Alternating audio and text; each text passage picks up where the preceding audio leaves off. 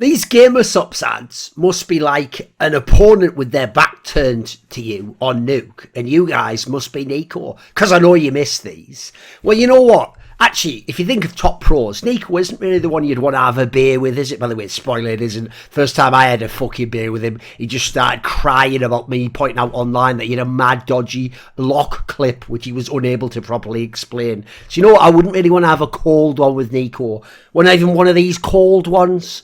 That's right, Gamer Subs. These are the ones where it's cocktail flavours, like this one's pina colada, so it has that sort of pineapple into coconut flavour that we all like. The initial flavour and then the aftertaste. Obviously, it's just like normal Gamer Subs, isn't it? Keto friendly, no sugar, delicious, doesn't have all filler in, easily dissolves. Nice on the palate, a little bit understated, but delicious all the same. This one quite sweet, actually. Code Thorin, Thorin, at gamersubs.gg for 10% off your order. By the way, pro tip, if you're going to do that anyway, make sure you add in some free samples so you get to figure out what the other flavours are like if you enjoy them too. Right, we're going to do another one of my Patreon AMAs because I'm catching up at this point in time. Don't worry, after this one, I'll have the same thread up, but you'll be able to submit the questions for the next one. XL says, you've said in videos that you define a team's era as a period where they were the most dominant, as in, it doesn't just count the entire lifespan of the 5 players, because how could it be their era if someone else was the dominant team and on top of that point and they were like, say, coming second or they won the odd event. Hence, for example, Team Liquid's era in 2019, if it had had one, wouldn't have started at the beginning of the year when they won iBuyPower Masters, because they didn't win the next major and they lost a bunch of times to Astralis. So you see how that doesn't work out. They even lost that blaster phase, didn't they? So they kind of blew it. By the way, spoiler, that's where the real era is. If you want to really get into the meter where TL with Stewie blew it, it's actually the first part of the year, and then yes, the final closing stanza is the Starladder Berlin Major. In many ways, it's actually an even more epic feel to an era than phases, because people forget the Boston Major wasn't the end. They still had Katowice, they still had tournaments after that, they still had Star Series, they just weren't able to win these tournaments. So even when an era team loses, this is a key rule I made up, the main talking point is that they lost and not that the other team beat them. An example would be in Astralis' era. So remember when Na'Vi won ESL1 Clone 2018? The storyline there was that they beat Astralis in the semi-finals, not actually that Na'Vi won the event. No one thought Na'Vi was the best team or that it was anywhere near their era. In your recent video about time scaling in esports, you also mentioned that time can be accelerated because of the large number of events and shorter peak forms. With all this in mind, what are your thoughts on the Liquid summer run? So we're actually getting right into the meat of what I was talking about. The number of series they won is incredible, but due to it being spread over 4 months, people tend to undervalue it. Do you consider it an era? Why or why not? Now, I've actually already done a video on this topic. Sure, the title wouldn't give it away necessarily, but I did a video where I examined exactly, was this an era? And spoiler, it wasn't. In fact, I actually went the other way, and I think we have to be even stricter with eras, and I actually think the SK era doesn't deserve to be one now. I think they had very good chances to. They actually had tournaments before their era when they could have won them. They had tournaments after when they were in position to win again and again and again, but they didn't win those tournaments. So I don't think actually the 2 majors and the one sort of solid tournament in terms of EPL, like realistically, who gives a fuck about that DreamHack Austin? I don't think that's enough for an era, actually. I think we should be stricter with era. Eras like Bonjour in Starcraft Brood War, because we'll get to that term later in this episode. I think it should be given out very, very sparingly so that when you get it, you are truly the greatest of all time. So for me, there are only 3 eras thus far in CS. There's NIP at the beginning. There were no majors. It's not their fault they didn't win one. Fnatic, 2015, late 2014. And then, although if you want to not count late 2014, I think they still have an era anyway. And then Astralis, obviously, 2018 through to 2019. But I count it as ending somewhat, after they basically won that blast against Liquid. That was basically the end. What was that, Sao Paulo? That was the end for me. Actually, was that Sao Paulo? I think so. Yes, I think it was. Right. Also, the other thing is, the key problem that Liquid had, doesn't matter how many series they won, is that it was such a short amount of time. The first few months were the end of the Astralis period because of Blastralis. So the problem there is they hadn't fully dropped off and you weren't beating them directly because they didn't attend. Sure, that's cheap and they cheated, sort of. There's nothing they can do about that. It's just the way history works. You can only beat who you play. And then the other factor is they fucked up both the majors. They didn't even make a final or a semi-final of those 2 majors. That's the biggest issue right there. They can't even vaguely make it comparable. They'd lost to Australis in the finals. Now we have an interesting convo. They didn't. They just got knocked out early. And the Ents one especially is absolutely pathetic, quite frankly. Alan, Was there ever a game throughout your years as a gamer where you thought it would have been interesting to see a competitive scene, but there never was one? Not really. I mean, I'm not someone who's played loads of games since I got into esports, so the past 20 odd years, so I can't say much out of the newer games. But I would say in general, all scenes had their little competitive element. So the key thing for me is I just want games that were very good or had massive upsides to have a bigger scene. Because some of them were just niche esports games, or esports came too far after them, and so they're relics of the past. So there's two games stand out for me. One would be Return to Castle Wolfenstein Enemy Territory. First of all, as far as I know, wasn't this game free to play or free to play after a year or two? People don't know the Return to Castle Wolfenstein is based on, I think, the Quake 3 engine. It was a very good engine. Like that engine, when I played Return to Castle Wolfenstein, they hit like Reg was way better than Counter-Strike. There wasn't all the bullshit with the netcode. It was a lot more consistent. You felt like what you aimed at and shot got shot, and in a way that made sense with your ping. I thought it was a very good engine. The movement was brilliant. So Enemy Territory was the best version of that game, and quite frankly, it was a very good competitive game. A little bit harder to understand, akin to, let's say, American football versus soccer, European football. So I always thought it was a fabulous game. The problem was it just had too limited a niche scene. If that had been an enormous esports game and people, different countries had gotten behind it, imagine how amazing that would be if Koreans played that game, mate. Oh, holy moly. If you like Overwatch, it'd be way better. So, and then the other one to me is I actually think this low-key might actually be the best esport format and game. It's just you guys have never seen it. And it would be if you could have had a truly worldwide, loads of people playing it, Quake World Team Deathmatch tournament. Because the problem was, you had some of the best games ever, but they were mainly between the top Nordic teams, and we're talking about in actually the late 2000s was probably the golden age. And these were some of the best matches ever on low ping, incredibly high skill level. People who've played the game for, at this point in time, a decade. Some amazing, amazing stuff. So if you could really have that with a proper esports scene, that is the best game in Engine. That is a fantastic format for team play. There is so much tactics and team play and different elements of like knowing the game for years and years. And even though you're playing some of the same maps, there's so much you can still do on those maps. Oh, it's incredible. Just that never existed properly. Esports came along after Quake World, essentially. I mean, one of the first tournaments, the True Games Invitational that my mate Isno ran. I guess that was sort of the beginning of esports for some people in Europe. It was before the CPLs, etc. So yeah, I mean, I think that would have been a fabulous one. Prophecy says, what in your opinion is the greatest what if in esports? Now obviously this could be a fucking score esports video, except I'm actually going to do something interesting. The thing with this is you can go so many different angles. So let me think of some different ones, because some of them could be like in the game related, or for player station, a team, or there's so many. So if we're talking about greatest, these are for me the greatest. One would be, a lot of people don't know this, but at the end of 2004, the CPL had run like the CPL Summer and Winter in Painkiller. They'd had those tournaments, but they'd also, I think it was in 2005 Winter maybe, that they later even had a Quake 3 tournament. It was the one, if you remember, that was won by, I think it was won by CZM, and then I think he played like Jibbo in the final, and that Cooler came third. I think that was the way the results went. And basically, this was the time period when, if people don't know, 2005 could have been Quake 3. At the end of 2004, there was basically a period where the rumour behind the scenes, I think they might even have said it publicly, was that the CPL was deciding which game would be the first ever World Tour game. Was it going to be Doom 3, Painkiller, or Quake 3? Now, the logic went, Doom 3 was the new game by id Software, so I'm assuming they wanted id Software behind them and giving them money or some bullshit like that. Painkiller, the idea was, look, it was nobody played the fucking game, but they people fly or whatever the fuck the company was called. They were like, oh, they'll work with us. Oh, yeah, 'cause it's fucking so tiny, it's an irrelevant game. And then the third one was Classic Quake 3, which obviously is one of the games that helped build up CPL's brand, but was a little bit of a played out game at the time. But people would have gone back and played it as a dual scene. There were still some people competing. Now, if that had been Quake 3, remember, the CPL World Tour is a format, amazing. It might be the best circuit ever made in esports. It was the Formula 1 style tour. I think there was I think it was 8 stops.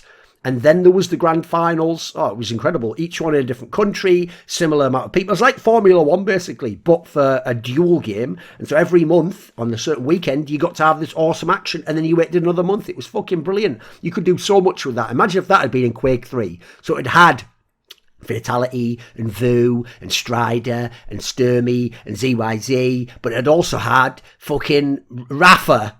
I mean, it might be a little bit too early for Rafa, actually. Let me think. CZM, 04, Toxic, Machiavelli. There was loads of people, by the way, would have come and played this if this had been Quake 3, who were itching to come and get that money. All the fucking sick Russian players. Lex was still around. Cypher could have come over. Oh, it would have been amazing. I know this is slightly too early for some of these names, but these were where you would have eventually seen them if we had a circle like this. And by the way, it would have been fabulous to view and would have been one of the greatest tournaments of all time. I think a classic one in League of Legends would just be if you didn't have the shitty LCS circuit, you had an open circuit. I think it would be one of the most amazing games ever, comparable to Brood War, even though the game itself isn't as good. I think if Brood War itself didn't have to close down in 2012 because of the whole Kesper bullshit and then the agreement they made with Blizzard that like they transitioned to StarCraft 2 instead. Because if you don't shut StarCraft Brood War down, true, sponsorship was having some issues during the match fixing stuff, and it did look like you were going down to like 1 or 2 of the big tournaments a year, as opposed to once upon a time it was 6 of them in a year.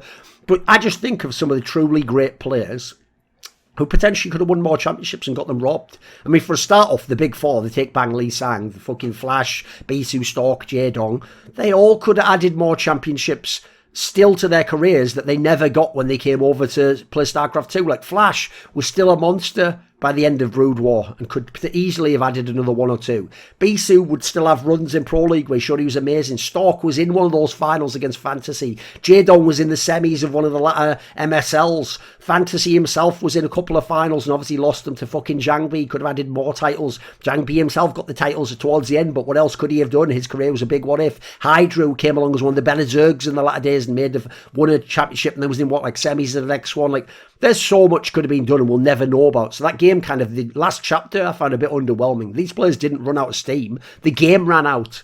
I mean, a classic one for me, if you want a fun one of my favourite players ever is Cooler. I think if he won the IM4 Global Finals in early 2010, I think Quake Live is a completely different game. I think his mentality when he plays Rafa and Cypher is totally different. I think having that World Championship early on establishes something about who he is and what he did in the game. I think it would maybe make his dynamic with Rafa different because Rafa always felt like he could get the better of him in those big games. And there's a fun one. If you want one for history, I always thought if Na'Vi had chosen to pay, because they could have, if they'd chosen to pay as the second seed to attend the World Cyber Games in 2011, because they failed the qualifier, but the way it worked was the second ones, if you had the financing, could send yourself there. And if they'd have gone, you have to realise the streak they were on. They'd only played in 5 majors to that point, and they'd been in the finals of all 5, and they'd won the first 4, and then they'd lost the SWC final to SK. So remember, SK and Frag Executors, the Polish guys, these were the best teams at the time, along with Na'Vi, and they had sort of like a little A beats B beats C beats A type scenario. So I'd love them to be in the mix here and see if they could have won another one on the way out the door, or if they just could have made an interesting set of matches against those teams, because unfortunately those 2 teams meeting in the final, that was the only really impressive match there. A lot of other top teams didn't attend, unfortunately. So it would have made the tournament more legit, because I always thought that was another one that the Poles won, where it's like, I mean, it's good that you beat SK, they're an all-time great team, but pretty weak WCG all in all. I think if you want a classic 1.6 one, what if Element just stayed in SK? They were the most dominant team in history at that point in time. There's no reason it should have stopped. He was a phenomenal player. Him going over to NOA like a year later is why they're able to become champions. SK sort of falls out of relevance until they have the NIP break and then they rejig the lineup with some of the NIP players that come back, but without Heaton and Potty. I think they could have had a dynasty that could have lasted years and years and years. It would be so interesting if they'd kept around a few more years, because a few years later along came the Fanatics and the Poles and all those guys, and I'd love to have seen this squad compete against them. I mean, I'll give you one from my own career. What if Flashpoint had successfully delivered on what they initially told me before they told me the specifics? They told me, we've got Astralis signed to this league, and because Astralis is signed, we're probably going to get 2 or 3 of these names. Could have been Fnatic when they were Land Monsters, Mousespots, Land Monsters, Evil Geniuses, top team, won championships months earlier, or OG, up-and-coming squad, Alexi B, a bunch of nice players here like Valde. Imagine what I could have done with these legendary Astralis players in adverts, in segments, with the trash talking we could have had with JW and fucking Dupree or whatever. Oh, we could have done some amazing things with these boys. Instead, we did some amazing things, but because they're not players you care about, who cares, right? Yeah, I get it, you don't care. You have to care about the player too. Jaho, I like to rewatch the final of QuakeCon 2016 between Rafa and Evil a couple of times a year, as I consider it the best final of all time. What is your favourite final ever of any esport? You notice they never mention how long they've been watching Quake there, because that's like a super common pleb take now, because it's just one they got recommended. They never mention if they've been watching 1 year, 20 years. So I'll give you a few. I'll give you one from, let's do one from different games. So we'll do a Quake one, we'll do a Counter-Strike one, and a Brood one. There we go, the best games. So for Quake, I think the most underrated final ever is the aforementioned IEM4 Global Finals between Kula and Rafa. It's a 4-game series. Go watch it, but it's an amazing 4-game series, and the chess match in that game is fucking incredible. Both would have been worthy champions. E-League Atlanta for CSGO, I think. We're going to have to go with the old classic Astralis versus Virtus Pro. People remember how epic the third game is, but they forget what the other two maps were like. You have to remember, the guys from VP picked the rework of Nuke, which at the time very few people liked. And Astralis was having a mega game on this, and at one point it's like a 12-12 game. It's getting really close and really exciting. Like, Astralis looks like they can win that map.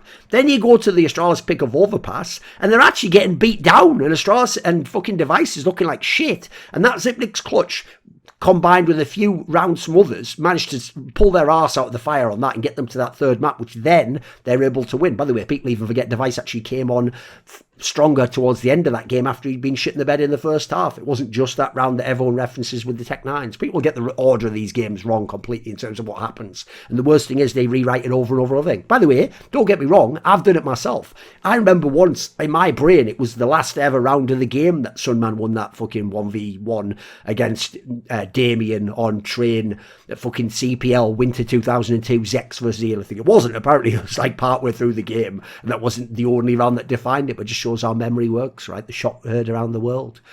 Young Pete, long-running sentiment in combat sports says, but it is that styles make fights. Do you think the same applies to CS? Right? Have you ever watched my content? Because I say that myself all the time. So it's either a bit convenient that you magically know the same saying and then ask me if I think it, or you just know I think it. So why not say it in what way does it, or give some examples? See, I'm going to teach you all how to ask questions as well. There's a skill. It's called interviewing. So yes, of course, styles make fights. Of course, that is what makes the best matchups. Because logically, when you have the same style, if I'm better than you at it, I either A, neutralise you completely and it's boring, or B, I do it better than you and you just look worse and the game's not very interesting. Usually what you need is, we need teams that have contrasting styles. Like, think about why I always thought Virtus Pro versus TSM was one of the best matchups ever for great matches. That's because TSM played a little bit more passive and defensively and a little bit more scared, but they were fabulous at what they did and played the odd numbers. They actually were doing that style, by the way, to some degree, even before they got Glaive. Just some of this is CT side talk here. VP were always slightly more aggressive and want a little bit more chaos in there, and then rely on the team structure to hold even when it's at breaking point. That's why they made the perfect foil for TSM. Do you think about last year when we were online and we had the Na'Vi versus Gambit? So Na'Vi had great firepower, can't all three come online at once? Remember, this is online. Meanwhile, Gambit has like consistent performance across the board, and their style catches out teams that have someone out of position, or someone making the wrong decision, or someone having a bad game at one spot. They had the rotations, they had the calls, they had the sort of paralyzing, neutralizing style. So I always thought that was a fantastic example of what was possible in terms of stylistic contrast. And I think Blade at the time, when it was online, was making a mistake trying to make his team play like Gambit. Daniel Hambrace, players like Perks that bring that extra and seemingly, it means like extra gear or something, and seemingly pull wins out of nothing. If looking to maximize team strength, would it be helpful if stacking multiple of them on the same team, or is it enough to have one and the rest of the team instead high-skilled players? You don't want more than one or two of these players. One or two is probably the maximum. I would say one or two. I've heard of teams where they had 3 or 4. Those tend to be the teams that have problems. The whole point here is you just trust in someone's intuition and read, and by default, that's what you're supposed to do with the leader anyway, and everyone follows what the leader says. There's no time in the moment to dispute things, to debate things, to disagree, to go back on the... You have to just do it in the moment. You have to figure out after the fact, either it's the wrong leader, or you communicate in the wrong way, or generally that wasn't a great plan. You can figure that out after the fact. In the moment, you got to follow them. So you only want 1 or 2 of these people. So you want a Perks and a Mithy. You want 1 or 2. That's the issue. You don't want 2 or 3. Then you're getting too many, and there's going to be too many other ideas, and there'll be dispute.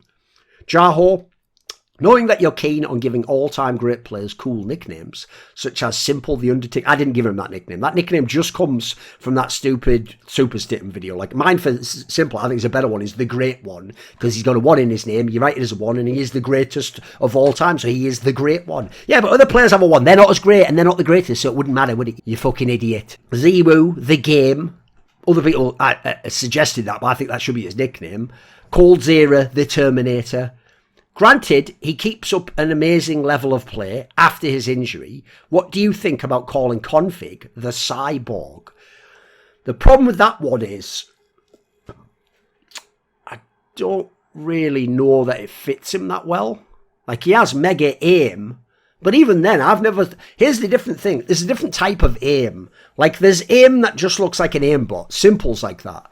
Whereas, like, one of the things we always used to say about Cypher in Quake is he might have had the best aim, but unlike the Sparties and Strengths of the world, his aim didn't look like an aimbot. His aim actually looked humanized, as in it just looked like an artist just painting incredible detail. To me, Config's a little bit more like that. Like, his aim looks very fluid to me. It doesn't look like the snapping stuff. It looks quite fluid, and he just looks like he has the best possible tracking, raw aim. So yeah, in that sense, I don't know if Cyborg works as well. Like, sort of, because I guess a Cyborg is like a fucking, like a robot mixed with a human, so that angle's not bad.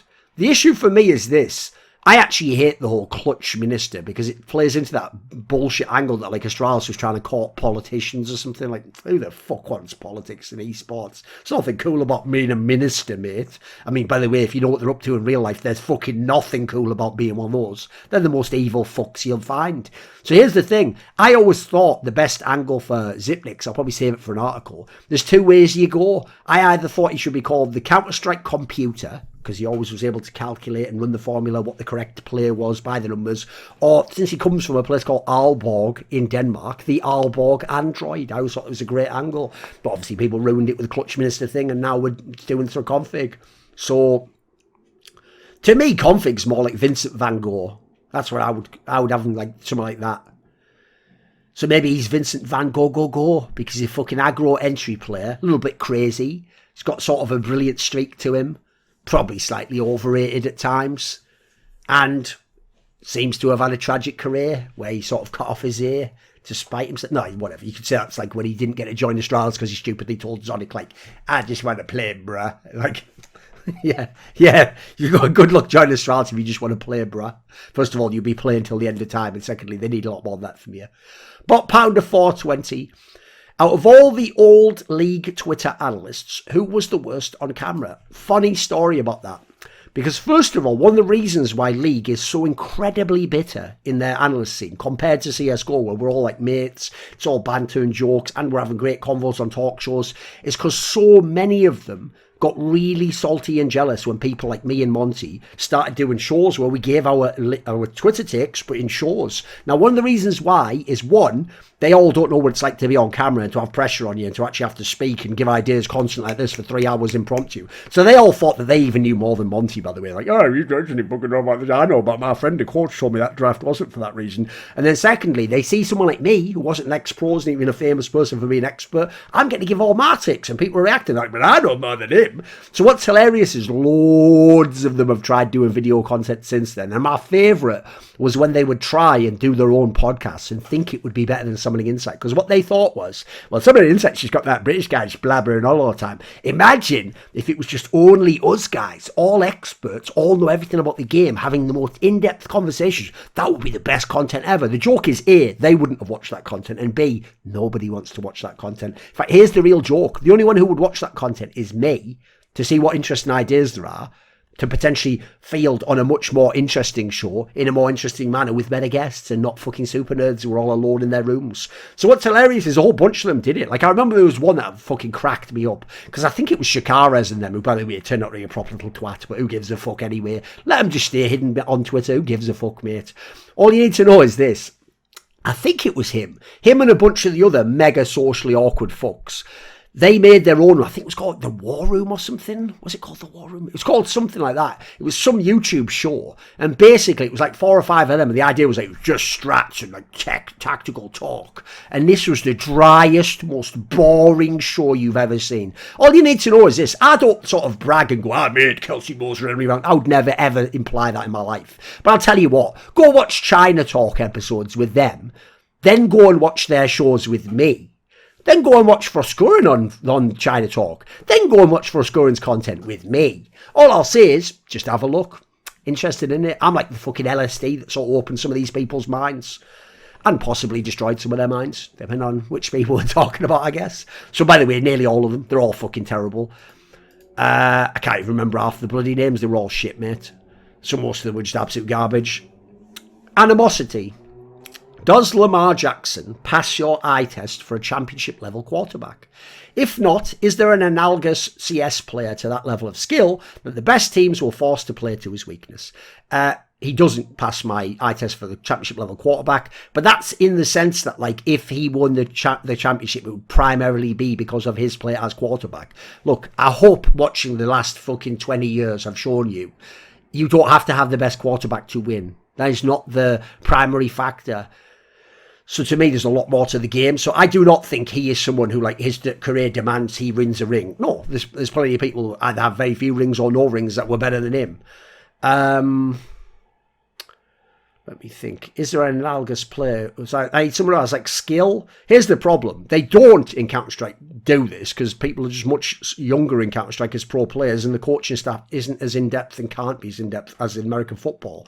But I personally think the player Jame, the sniper of Virtus Pro, Outsiders, would be the obvious example because he's clearly skilled. He can be, in a certain context, a very good player, but the way he plays so passively, I do think other teams can punish him and make him a liability to his team in the same way as here's the spoiler, guys, about Lamar Jackson. Yes, obviously, at any moment he can run and he will threaten to run. That's why he's able to get most of those throws off. He's not some god thrower. He's nowhere near the Patrick Mahomes of the world in throwing. But he's decent, and because he's using it as his backup, yes, he can do it when he wants to, when he gets more space and people back off him because they think he's going to run, and then he can throw it. Like, one of the stupidest things about watching American football is people never even consider what's the O-line and what did they do. Or how much was the other team trying to blitz. Oh, here's one for you. Like, I use someone where if you have loads of time, you can make a throw. That's totally different from making a throw in 2 seconds before that fucking Aaron Donald just flattens you like a pancake, isn't it? Like certain quarterbacks have to. So the problem for me is this. When everyone goes, wow, oh my God, Hillary Clinton, woo, about Lamar Jackson. Like, you are aware he's just abusing the rules that got changed, right? Here's why you couldn't do that stuff. Go ask like Randall Cunningham, etc. if they let you play like Lamar Jackson. Here's why they don't. Because back then you get your fucking head knocked off. You would get so battered, like 6 games into a season, you wouldn't even be able to play a full season. They'd fuck you up.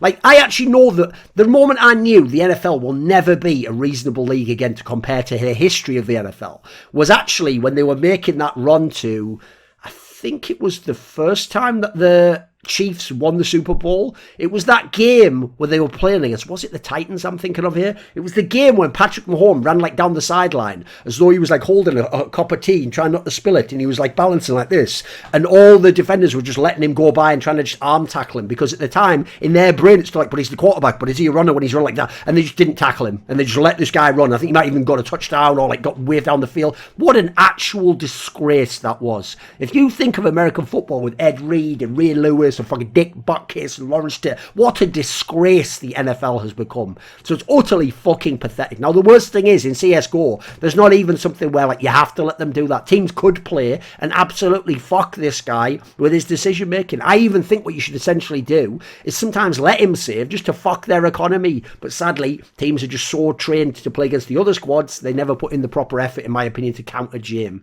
Prophecy. You have previously said that the Dune series is one of your favourites. Since there will always be compromises when converting to film/TV, what for yourself is a non-negotiable for any Dune adaptation? There are no non-negotiables. I did a video about this on my side channel. I don't care about the adaptation being like the book. The book is there. The TV movie will never be the book. It's a different medium completely, and I wouldn't even want it to be a one-to-one. I only think The Lord of the Rings is good because it's a good movie, not because it kept similar to some of the stuff in the book. First of all, it didn't. It changed a whole bunch of it. It took a whole bunch of storylines and characters out. Doesn't matter. It was a good movie. That's why I enjoyed it. Here's the thing. When you make an adaptation, use your creative... your mind, your vision, your own inspiration, bring in your own ideas, interpret it your way. In the same way as I don't want a painting to be as close to a photo as possible. I want it to be how you see it and your vision of what that person looked like and how you beheld them and all the artistic elements you would put in. That's what I want. To me, people who want the adaptation, either they're looking for validation. That's my favourite shit. I told you that was good. Or there's people in their family and friends who won't read the book and they're like, oh, see, I told you it was amazing. Wasn't I right? Like, oh, it's like when people want esports to be big, no matter what it costs and what we have to give up, just so their mum and dad go, I guess you weren't wasting your time playing all those games. Spoiler, you were. Inherently, it was a waste of time. In the same way as you could be watching anime, it wouldn't have done anything either. The fact that someone can be a professional artist in anime, or that anime sells a lot, doesn't mean you're not wasting your time reading One Piece. That's a non sequitur. It doesn't even make any sense. So I don't care about any of that.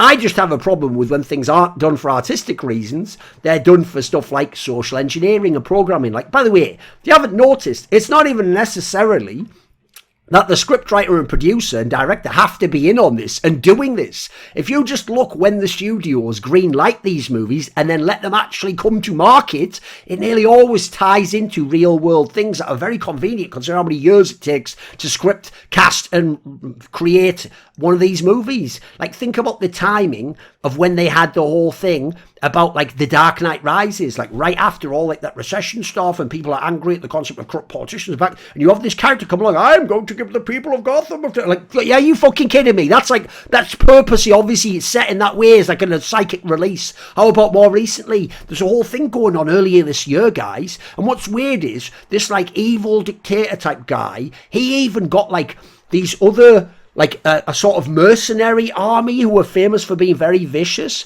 and they're off in a different country, and you sort of load them up into drop ships and bring them to this one area where you're going to have a conflict over it's like Dune then, basically, with the Sardaukar. Are you fucking kidding me? If you can't see the writing on the wall on these ones, listen, I don't give a flying fuck. Yeah, fuck you. Write your shitty little comments. Say whatever you want, mate. As long as all the plebs and all the idiots think you're right and you're right, yeah, that's what you need, right? That's what life's about. So no, I don't particularly care. I just want good movies. I want art, basically. I want real art that's not degenerate and not just a bunch of derivative shit. So change it as much as you want if you're brilliant. That's why I actually think Jodorowsky's Dune would have been amazing. Spoiler, I've essentially read it since I've read all the rest of his work, haven't I? And yes, it was some of the sickest writing and ideas ever. Some of the ideas better than Frank Herbert's in Dune, but Frank Herbert was going for something else.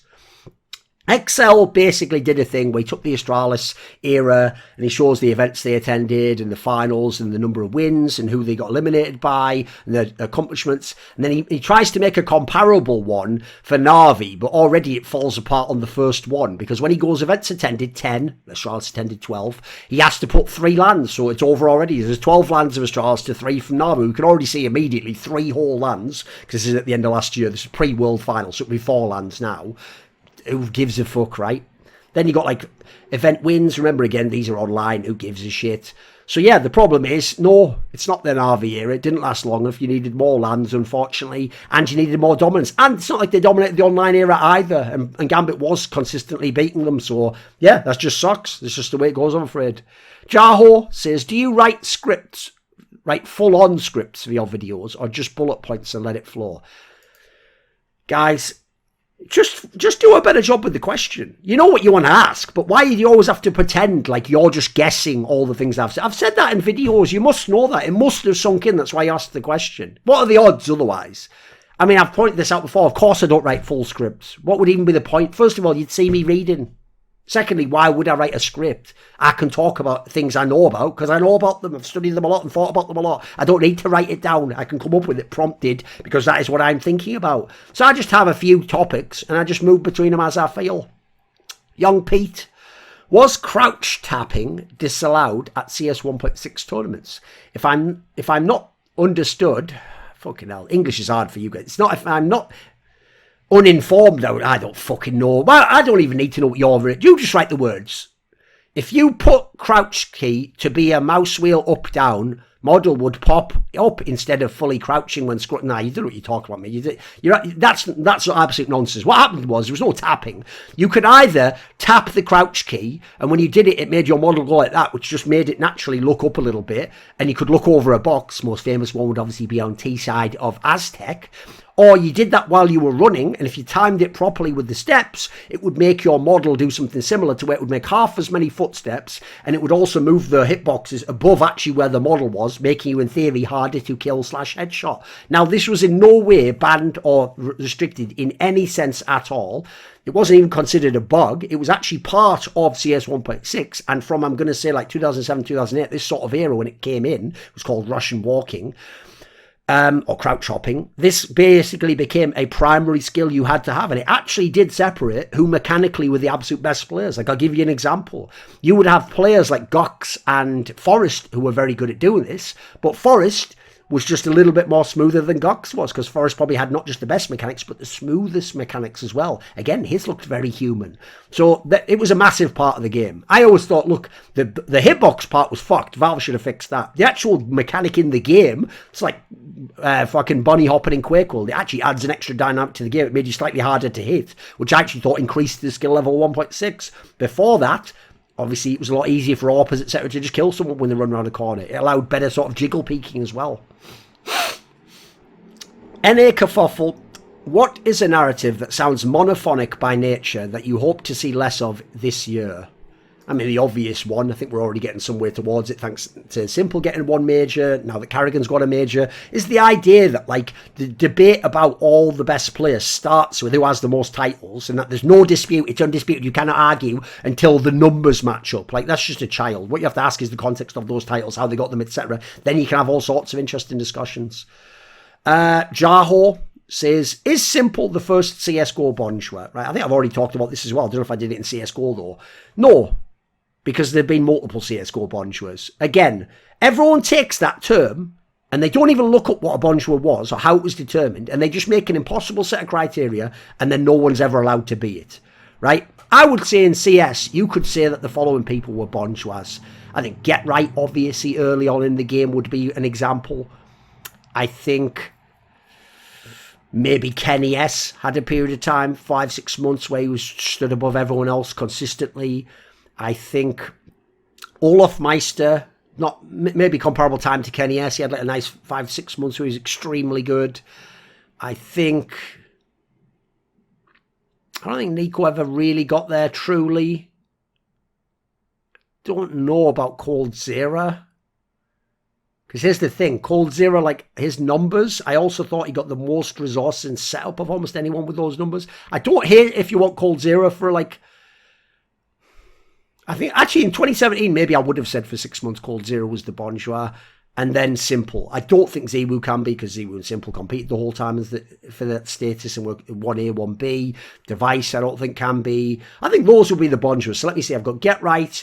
I could have had Shocks at one point in time, but I feel like he always lapsed a little bit. So I've got Get Right. I've got Olaf Meister, coldzera, Simple. I think that would be fair. I think if those were the 4 bonjours, I think that tells you a lot about Counter-Strike and what the teams were and how people succeeded, right? Daniel Humbrace, what are your favourite things on keto you had not expected you would enjoy?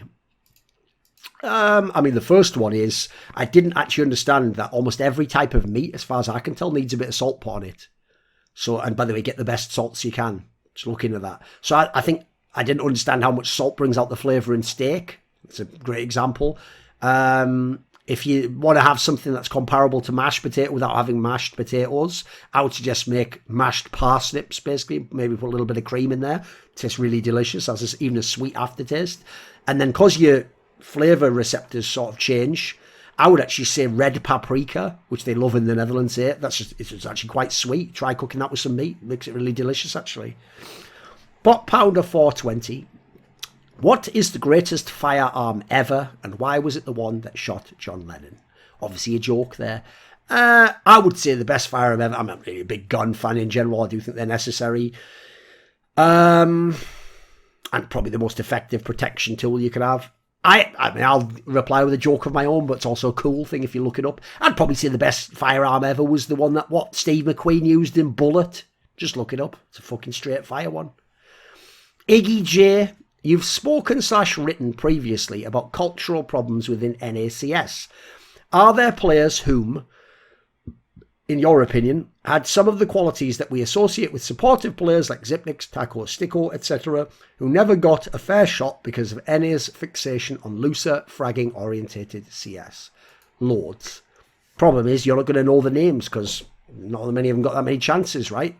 So I would say, to me, the ultimate example of how they don't respect that is that the TL org themselves, let me think how to phrase this.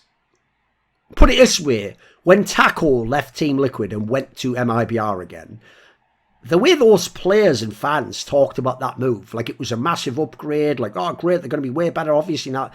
I don't buy it, actually. You know what? I actually think if Taco had stayed, they'd have been a different type of Team Liquid. But I think they already had a chance to be number one the next year because Astralis was going to fall off and do the Blastralis period. So I actually already think that would have been a very interesting squad that could have won championships and been the best in 2019. I think Taco did a fabulous job. I think he really brought the best out of the other stars in the team.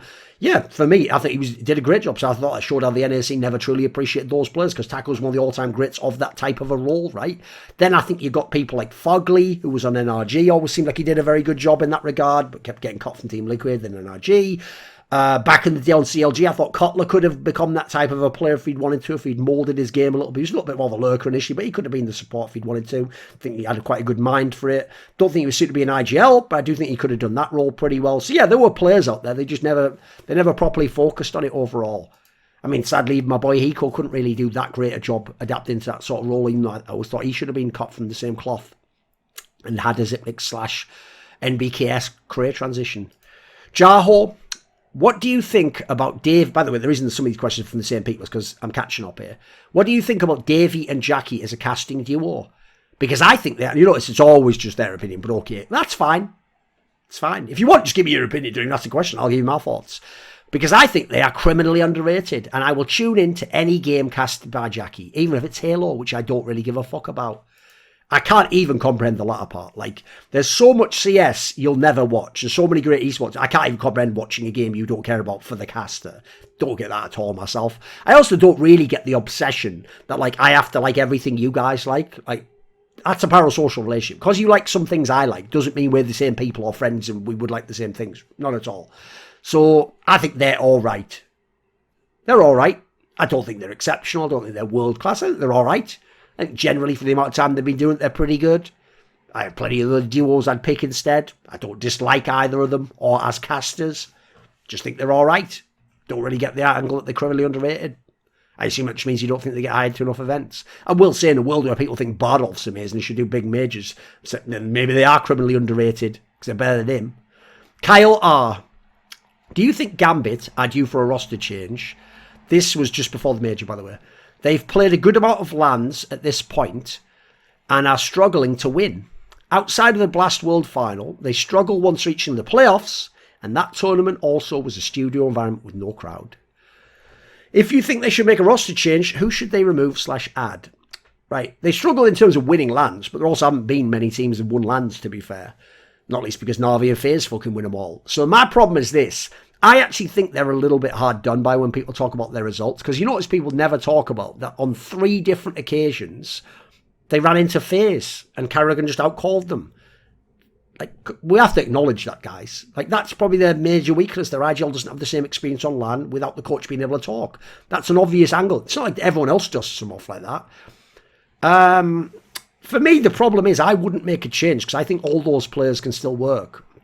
I even think the stars are gradually getting it together. I'm not totally out on Gambit, all in all. Yes, they're not winning, but I still think they're an elite team. I think they just remind me a little bit of Heroic and Ents, and they haven't quite gotten as far as I want them to. So I personally wouldn't make a player change yet. I think it would be too drastic. Yams in a can. In the past, Richard Lewis and you attempted a talk show similar to By the Numbers, but not limited in its topics. Even though the episode was made, I believe Richard Lewis said the show would not get the green light. Would you consider perhaps doing another show with Richard that would be more focused, e.g. an MMA podcast? Right? It was greenlit. We made the whole episode. I think they even paid us for it. For whatever reason, DeSoto just didn't release it. And that was just the story of when I used to work with DeSoto. I'd do the show now with them, but that's just a separate thing. When I used to actually work with them on proper content, they greenlit loads of stuff and then turned their back on it later or changed their mind or became very cynical. So that's more a DeSoto topic than it is about me. I would say on this topic, yes, there will be more shows. I don't know if they'll be with Richard though, but there will be more shows in the future that have nothing to do with esports by me and others. That will be part of my upcoming project. I don't tell people about my projects because when I tell you about them, it gives people a chance to fuck them up. So why would I do that and pointlessly risk it? Why not get it done and then you'll get to see it? That's all you need to know about that one. Mr. Vault 16, with all the shady shit that you've seen in esports, how do you keep yourself from becoming jaded and having your own moral compass corrupted by its environment? Being this ethically robust is definitely not common, since most people try to mold themselves to their environment in fear of becoming a pariah. Right, first of all, the idea that, like, I haven't become jaded, I obviously have become incredibly jaded, haven't I? To the extent that, like, I just assume people coming into the scene are liars, corrupt scumbags, and they turn out to be. That's part of the problem. I'm not wrong, am I? I very rarely miss. Then there's the whole angle that my moral compass doesn't get corrupted by it, right? I actually think the whole point of a moral compass is to be the opposite. It is to be the foundation of how you interact with your environment. It cannot be informed externally. You have to figure out internally what it means and then impose that upon the world through your actions. So again, it's the opposite premise. The reason why I don't have any issue about becoming a pariah is because I was always an outsider my whole life. I won't give you my life story, it's none of your business. But I have many scenarios in my life in which I was automatically, categorically, by definition, an outsider, repeatedly. Same as, I'll give you the example. It's like if you said, how can you just tell Brazilian fans whatever you think, no matter, even though you know they'll send you death threats and say they'll kill you, because they already did it. They already did it to the nth degree before I said it. So another person goes, well, just get a bit less by saying nothing. Nah, for me, it's like, right, I'm going to say what I want anyway, mate. And you be damned. You do your worst and I'll do mine, shall I? Except the difference is I do my best and you do your worst. So I just focus on myself and my journey. Esports for me was only ever about myself and my journey, ultimately. That's why I've always said the reason I'm as good as I am is because I only competed against myself. Do you have any idea to this day how mediocre you have to be to do content? It's easy as fuck. How many people even do as many videos as I do in a week? Never mind anything else. Then think about how shit you had to be in 2004, 2010. It's even now, it's not, you don't have to be that good. I'm only competing against myself because I want to get better, because I enjoy improving, because I want to know more, because I want to harness my thoughts and develop my ideas and refine the principles I think operate behind the scene.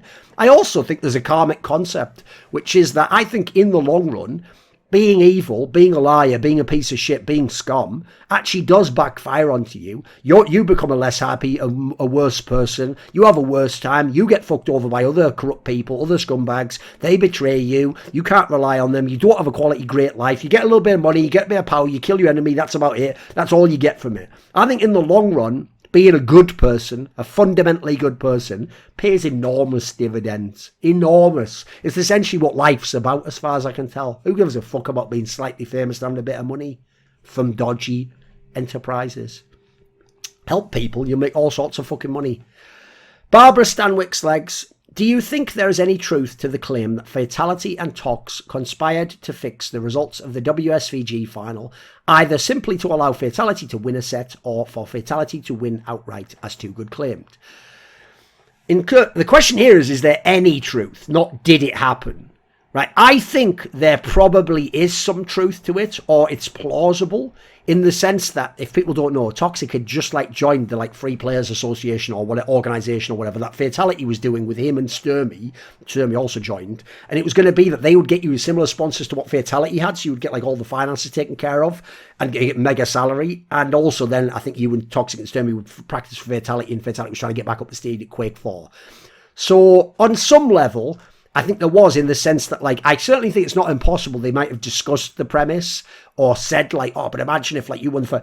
I also think, as well, there's a degree to which it might have actually just been that when Toxic joined this org, he almost felt indebted to that, or he didn't go as hard in the first game, and And so then Fatality won it, and then maybe he kicked in again as Killer Kim, and he did beat Fatality. The problem I have is this. I actually don't think, I've known Fatality a long, long time. I actually don't think Fatality would overtly cheat like that. I actually also think Fatality genuinely believes he can beat any of these people, and he could win a match like that. And that's one of the incredible things about Fatality, is an amazing will to win and belief in himself that cannot be shaken by mockery, division, even by the results of other players. So I always thought that was why he was such a special competitor and could actually win when he was the lesser player in Painkiller and Quake 4, etc. So I also think it's not quite in Fatality's wheelhouse. Certainly a manager or something could have done it, or someone could have gotten his ear, or Toxic himself could have felt affected by it. But I don't necessarily know the sort. You have to remember, I always thought Too Good was a bit biased. Too Good and Carmack used to religiously mock Fatality and sort of deride him for being too much of a nerd or a try-hard or whatever. Like, I never fucked with that. I actually thought that's a bit whack, mate. Like, if you actually like greatness, why the fuck are you chatting shit on the guy who's great? I mean, man alive. Just because you don't like his personality, he's a mildly obnoxious American. He's not even that obnoxious if you get to know him. He's actually a very legit guy. Tyler Norton. CSGO is blessed with plenty of top-tier analysts from around Europe, but other regions are rarely represented on the desk. If a TO asked for your advice, what names would you put forward to analyse the game for an English-language broadcast from North America, South America, and the CIS region? Right, I'm going to give you a fucking benefit of the doubt here I normally wouldn't, which is, I hope you're not trying to be woke here and virtue signal, like, I care about the whole world, they're not just the bloody Anglosphere. Right, first of all, homie, what are you talking about from North America? There's tons of people from North America. You all just aren't as good. You can't speak English as well. And it's not as interesting. It's not my fault, but okay, that's how North America goes. So let's not be silly. Like, when you say South America, right, they have to be people who speak English, or how the fuck would I know they're good? How could I recommend them if I don't know the language they are speaking? To me, this is just being silly. Why would I pick someone from the CIS region? Well, they might know more about Navi. Yeah, they can't. I've never heard them speak English and analyse in English, so why would I put them on a desk over Yanko, Maniac, and Maui Snake? Wouldn't make any sense, would it? So I would put people, some of them you've heard before. I would put Dost. I think Dost is a very good analyst. I think he has a role on a desk. I just think idiots don't know how to use him, and sort of stupid Reddit comments go against him. I think Launders is best suited as an analyst and would make fabulous desks and also shoulder content if you could utilise him that way. And most recently, I think Paladin would be a good analyst. I think that's an obvious one. Seems like he's going pretty deep in the game. There's also people from Europe that aren't even on the broadcast, but for some reason you've decided to get woke and it has to be the rest of the world, right? Oh, fucking hell, Europe can't possibly have all the people. Bloody hell, make your own tournaments, mate. Yeah, make a tournament in fucking CIS region, invite everyone you want. You don't have to invite us. We don't need you. Tiger Joseph, in your talk with Logo, you discussed the psychedelic effects of the written word. What stories and pieces of literature have personally been especially psychedelic for you? I mean, obviously, I can choose what regards psychedelic. Like, obviously, it doesn't just mean all colours fucking going off in your brain, does it? I would say it's more about how it shatters your worldview and your paradigm. So I would give an example. Like, I think a non-fiction book would be The Outsider by Colin Wilson. I think it's a fabulous theory akin to how Adam Curtis documentaries and theories, but just fabulously put together. And I would say sort of the scope, when you realise what he's hinting at, is incredible. For fiction, maybe Invisible Cities by Italo Calvino, whatever his name is. Just, again, just almost poetry, how incredible he is with the written word. The visions he creates in your mind. And then I'll take Techno Priests by Jodorowsky. I think it's just an amazing sort of opus. Just where this story goes, what it says about the human condition, just even the sort of mythic realm it pierces into and how it solves its problems. It's amazing shit. Just shows you what's possible with fiction and how silly we are to have so much realism in the West. Secondary meme question. You caused quite the corral whore, calling Fallen overrated. By role, who are the most overrated players of all time in CSGO history? Right, well, being as my criteria for Fallen is, it's someone who is constantly mentioned as being way better than he is, and he is very famous, and as a result, it's more egregious he's mega overrated. Similar logic here. So I would go obviously these aren't all the roles, but I'll make a bunch of roles. So we'll go with in-game leader, right? The historical one is Fallen as well, because as far as we know, it was only a couple of years he was really good. Seems like he was even really good in the era before he got his best teams and then actually dropped off. And he was so woeful for so many years, getting paid enormous salaries with the best Brazilian talents. Like, I think it's mega overrated. And then when you hear suddenly those stories about coldzera calling a bunch of the time start to seem to make a lot more sense when he was gone and how bad Fallen was without coldzera and without coldzera's performance. I think the other one, the more recent one, would have been Blame F. Man alive, people never shut the fuck up praising this guy as an IGL. Meanwhile, as an IGL, wasn't his team pretty average? Pretty bang average? Like, I always thought OG was better tactically than fucking Call was. And then people were downgrading my boy Alexi B as not a top IGL. So I think you're all just a plebs if you think Blame F was a great IGL. For AWPA, historical one, probably Skadoodle. Remember, they tried to claim for the last few years he was a support AWPA. There's no such thing. It's just a bad AWPA that's a waste of money and doesn't utilise the gun correctly. In the more recent times, got to be Jame. Was never a true superstar player. As much as he helps your team, he also will lose your team games and rounds. I think he's mega overrated, but people just like the meme angle. In terms of just a star rifler, it's easy in CSGO. It's Forest, isn't it? From like 2015 on, people refused to accept the ever lost a step. From 2017 on, y'all still would have put him in top 5 teams. You'd have put him in FaZe Clan and gone like, no, it's with Majors Forest, because y'all is fucking plebs. This is how I know you don't know the CS 1.6 Forest, because it's sad as fuck. It's like a fan now who thinks this isn't even that good an analogy, because actually LeBron is way closer to his peak than Forest ever was in 2017, etc. It's people now who say, like, LeBron is at his best now. It's like, you didn't see him in 2013, 2014, did you, mate? He was fucking unbelievable back then on a level he is not now, and he cannot do some of the things he could then. So Forrest's got to be the star rifler. It's really overrated beyond the first 3 or 4 years of CSGO. Entry player.